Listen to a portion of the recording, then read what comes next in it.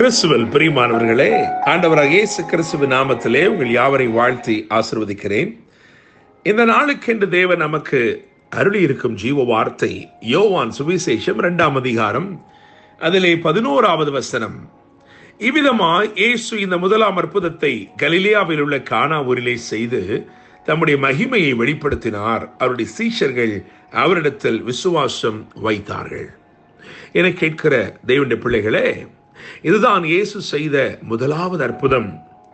இதுதான் முதலாவது அற்புதம் என்று சொல்லுகிற வேதம் எந்த ஒரு அற்புதத்தையும் இதுதான் இயேசு செய்த கடைசி அற்புதம் என்று குறிப்பிடவில்லை. காரணம், இயேசு இன்றைக்கும் அற்புதங்களை செய்கிறவராகவே இருக்கிறார். இந்த வார்த்தைகளை கேட்டுக்கொண்டிருக்கிற தேவனுடைய பிள்ளைகளே, உங்கள் வாழ்க்கையிலும் இன்று என்னென்ன அற்புதங்கள் தேவைப்படுமோ அந்த அற்புதங்களை செய்ய ஆண்டவராக இயேசு கிறிஸ்து உண்மையுள்ளவராகவே இருக்கிறார். என கேட்கும் தேவனுடைய பிள்ளைகளே, இந்த நாள் மாற்றங்களை ஏற்படுத்தும் ஒரு நாளாக இருக்கிறது. சாதாரணமானவைகள் இன்று முதல் அசாதாரணமானவைகளாக மாறப்போகிறது. வெறும் தண்ணீர் சுவையுள்ள ரசமாய் மாறினது போல இன்றைக்கு சில காரியங்கள் நிறமாற்றம் அடைய போகிறது. என கேட்கும் தேவனுடைய பிள்ளைகளே, சில நிறமாற்றங்களை கொண்டு வந்து உங்கள் வாழ்க்கையை விசேஷப்படுத்த தேவன் விரும்புகிறார். சாதாரணமானவைகள் சிறப்புள்ளவைகளாய் மாறுகிற ஒரு அலங்காரத்தை பெற்றுக்கொள்ளப் போகிறது தேவனுடைய பிள்ளைகளே. Today is a day of changes. The ordinary becoming the extraordinary by the word of God. தேவன் அனுப்பும் வார்த்தையினாலே அலங்காரங்களை, விசேஷமான அலங்காரங்களை தரித்துக் கொள்ளப் போகிறது. உங்கள் வாழ்க்கை விசேஷமுள்ள ஒன்றாக மாறுகிறது தேவனுடைய பிள்ளைகளே. இங்கே இதுதான் இயேசு செய்த முதலாவது அற்புதம் என்று எழுதியிருக்கிற போதிலும் 2வது வசனம் இப்படியாய் சொல்கிறது, இயேசுவும் அவருடைய சீஷரும் அந்த கல்யாண வீட்டுக்கு அழைக்கப்பட்டிருந்தார்கள் என்று எழுதியிருக்கிறது. நான் யோசித்து பார்க்கிறேன், இயேசு இன்னும் பிரபல்யப்படவில்லை. இயேசு இன்னும் தம்மை இஸ்ரவேலுக்கு வெளிப்படுத்தவில்லை.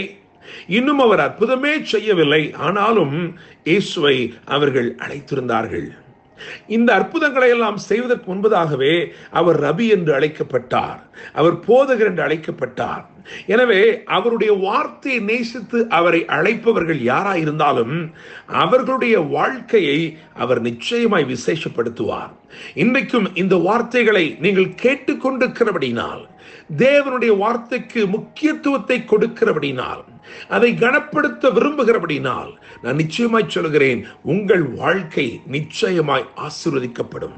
என கேட்கிற தேவனுடைய பிள்ளைகளே, அங்கே அந்த வீட்டிலே ஒரு குறைவு வந்தது. திராட்சை ரசம் குறைவுபட்ட போது என்று 3வது வசனத்தில் எழுதியிருக்கிறது.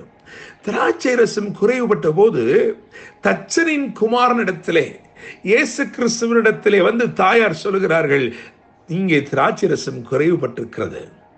இந்த திராட்சரச குறைவுக்கும் இவர் தச்சனுடைய குமாரனாய் இருக்கிறார், இவருக்கும் என்ன சம்பந்தம் இருக்கிறது என்று யோசித்து பார்த்தால், யோவான் 15ஆம் அதிகாரம் 1ஆம் வசனம் சொல்கிறது, நானே மெய்யான திராட்சை செடி. என கேட்கிற தேவனுடைய பிள்ளைகளே, திராட்சை ரசத்துக்கும் திராட்சை செடிக்கும் சம்பந்தம் இல்லையா?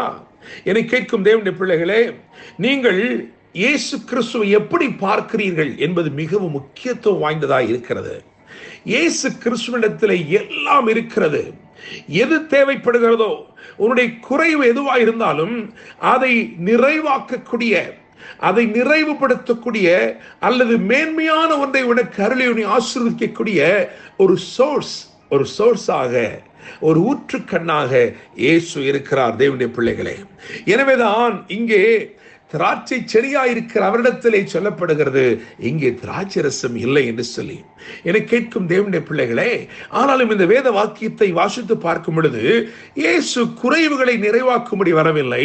ஆனால் இயேசு தம்முடைய மகிமையை வெளிப்படுத்தவே வந்தார். ஆண்டவர் உங்கள் வாழ்க்கையிலும் உங்களுடைய பார்வையிலே இதெல்லாம் குறைவாய் இருக்கிறது, இதெல்லாம் என் வாழ்க்கையிலே நிறைவானால் போதும் என்று நீங்கள் நினைக்கலாம். ஆனால் அவர் வெறும் ஒரு குறைவை நிறைவாக்க வரவில்லை. அவர் தம்முடைய மகிமையை வெளிப்படுத்தவே விரும்புகிறார். அவர் தம்முடைய மகிமையை வெளிப்படுத்தும் போது அங்கே சகலமும் நிறைவாக, சகலமும் நன்மையாக, சகலமும் நேர்த்தியாக மாறிவிடுகிறது தேவனுடைய பிள்ளைகளே. அவர் தம்முடைய மகிமையை நிறைவேற்றும்படிக்கு அல்லது மகிமை வெளிப்படுத்தும்படிக்கு அவர் இங்கே வந்தார். அவருடைய கண்கள், அவருடைய பார்வை எங்கே சென்றது என்று சொன்னால், அங்கே வாசப்படியிலே ஒரு 6 கச்சாடிகள் வைக்கப்பட்டிருந்தது. இந்த 6 கச்சாடிகளும் முறைமைக்காக நிரப்பப்பட்ட கச்சாடிகள். இவைகள் தாங்கள் ஏற்படுத்தப்பட்ட இடத்திலே, தாங்கள் ஸ்தாபிக்கப்பட்ட ஸ்தானத்திலே உறுதியாய் தரித்திருந்து இவர்கள் தங்களுடைய பணியை சரிவர செய்திருக்கிற கற்சாடிகள். தங்களை முழுவதுமாய் வெறுமையாக்க விட்டுக் கொடுத்திருக்கிறார்கள். தங்களில் தேவன் தங்களுக்கு தந்தவைகளை கொண்டு மற்றவர்களை பரிசுத்தப்படுத்தி இருக்கிறார்கள். அதுதான் அவர்களின் நோக்கம்.